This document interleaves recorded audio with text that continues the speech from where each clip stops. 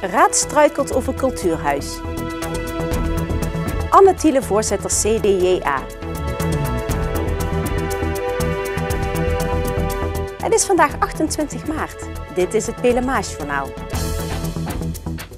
Venray vierde gisteren vanwege de vorst een week later dan gepland Boomfeestdag. De Boomfeestdag werd gehouden in de wijk Landweert. De deelnemende basisscholen waren de Landweert en de Vlaswei met 55 leerlingen van groep 8. Tevens hielpen alle aanwonende kinderen van de straat Sleutelbloem mee. Zij planten samen met wethouder Aik Busser 35 bomen aan in die straat. Het thema van de Boomfeestdag 2013 was Bomen maken gezond. Het was het grote twistpunt van de raadsvergadering dinsdagavond, het cultuurhuis. Na een heftige discussie werd de vergadering uiteindelijk geschorst. Nadat er een besluit was genomen over de cameratoezicht bij afvalcontainers, het bedrijventerrein Vennedreef in Oostrum en de huisvesting van arbeidsmigranten, kwam het cultuurhuis pas om 11 uur 's avonds aan bod. Het voorstel dat er voor de raad lag was om in te stemmen met de visie op het cultuurhuis en in te stemmen met het doen van een voorstudie naar de kosten van 1 gebouw voor het cultuurhuis en een analyse van de samenwerking van de 3 organisaties: het Kunstencentrum Jeruzalem, de bibliotheek en de Schouwburg Venray. Voor de voorstudie moet de raad instemmen met een budget van €15.000. Maar het voorstel riep veel vragen op bij de coalitiepartij Samenwerking Venray en de oppositiepartijen VVD en Inventief. Want wat is nu precies de bedoeling? Wat voor voorstudie gaat er gedaan worden? En is het onderzoek naar 1 gebouw voor de 3 organisaties niet veel te vroeg? De uitleg en antwoorden van wethouder Peters brachten vervolgens geen verheldering voor de partijen. Nadat fractievoorzitter John Michels van het CDA een schorsing aanvroeg, werd besloten om het onderwerp uit te stellen tot een volgende vergadering. De VVD wil, voordat zij een besluit kunnen nemen, eerst duidelijkheid krijgen van de wethouder op een aantal vragen. Nou ja, eigenlijk wat houdt het precies in? Hè? Er wordt nu gevraagd voor een bedrag. Het is geen groot bedrag, maar toch. En dan kijk je waar dat bedrag voor besteed wordt. En dat is puur naar onderzoek voor het gebouw. En dan denk ik, welk gebouw? Daar hebben we het nog helemaal niet over gehad. De visie van samenwerking, prima, hartstikke goed. Maar over een gebouw, laten we eerst eens kijken dat onderzoek wat er nog moet komen over hoe gaan die instellingen samenwerken. Hè? Hoe gaat dat op directieniveau? Wat ga je gezamenlijk doen? Dat moet je eerst naar mijn idee duidelijk hebben. Dat is stap 1. En stap 2 zou zijn, wat ze nu eigenlijk vragen, een verder onderzoek naar wat heb je dan daadwerkelijk nodig aan bijvoorbeeld een ruimte of een gebouw. Wat vond u van de reactie van de wethouder vandaag? Ja, jammer. Gemiste kans. Compleet gemiste kans. Ik denk dat hij alle ruimte heeft gekregen om duidelijkheid te geven. En hij komt daar niet uit en blijft in zijn idee over dat dit de juiste volgorde is. En ik ben echt een andere mening toegedaan. Dit is stap 2 en stap 1 zou eerst moeten gebeuren. Het grote bezwaar van de VVD is dus dat er in de voorstudie dus ook al onderzoek wordt gedaan naar een gezamenlijk gebouw.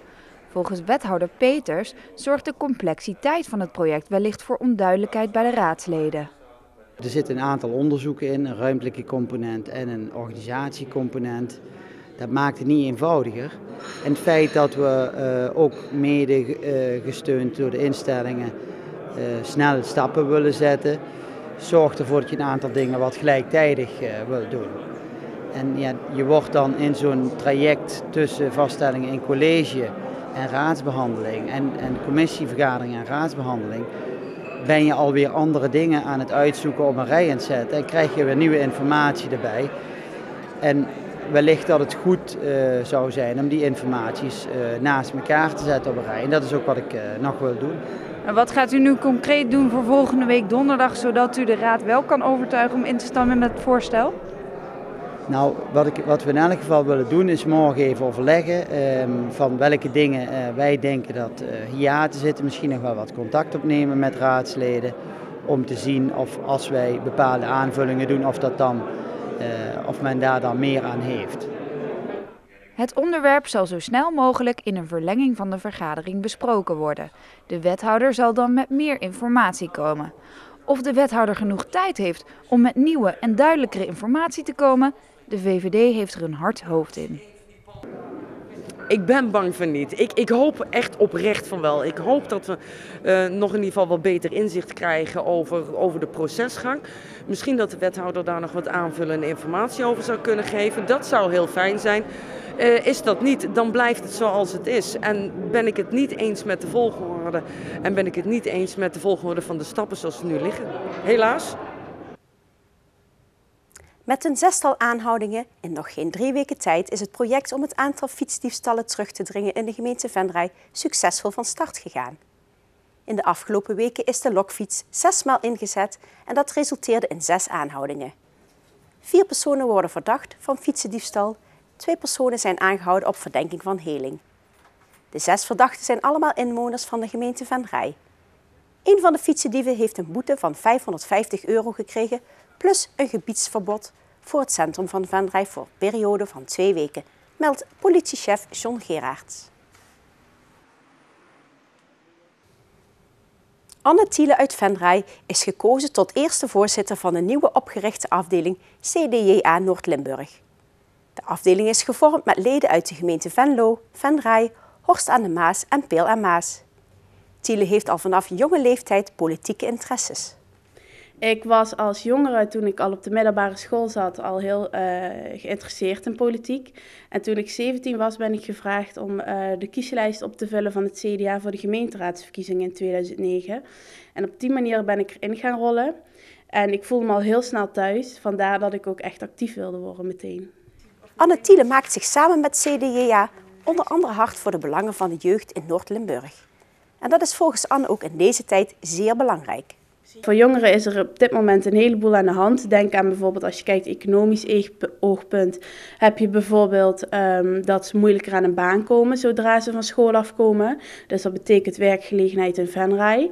En aan de andere kant proberen we nu ook met het CDJA Noord-Limburg te kijken wat we kunnen doen en te pleiten voor een verdubbeling en elektrificering van de Maaslijn. Want op die Maaslijn zitten toch elke dag heel veel Noord-Limburgse studenten, ook uit Venray. En die is gewoon overvol. En de verwachting is dat dat nog voller gaat worden de komende jaren. Heb jij verdere politieke ambities? Vind ik op dit moment moeilijk antwoord op te geven. Zoals al in de krant heeft gestaan, heb ik wel ambitie om raadslid te worden de komende periode. Maar ik vind het moeilijk om nu al te zeggen van waar ik daarna naartoe zou willen. Want ik ga liever nu even dit leren en kijken of het wat voor me is en bij me past, dan dat ik al hoog van de toren ga blazen. Tot zover het Peel en Maas Journaal. Tips kunt u mailen naar de redactie. Deze uitzending wordt herhaald tot en met vrijdag 12 uur 's middags. Vrijdagavond is er weer een nieuw journaal. Weer of geen weer, bij ons is het altijd vakantieweer.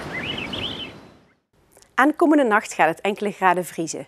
Morgen overdag blijft het vrijwel overal droog. Er komen zonnige perioden. Het wordt 's middags hooguit 5 graden. Er staat minder wind dan de afgelopen dagen. Ik wens u een fijne avond en graag tot morgen.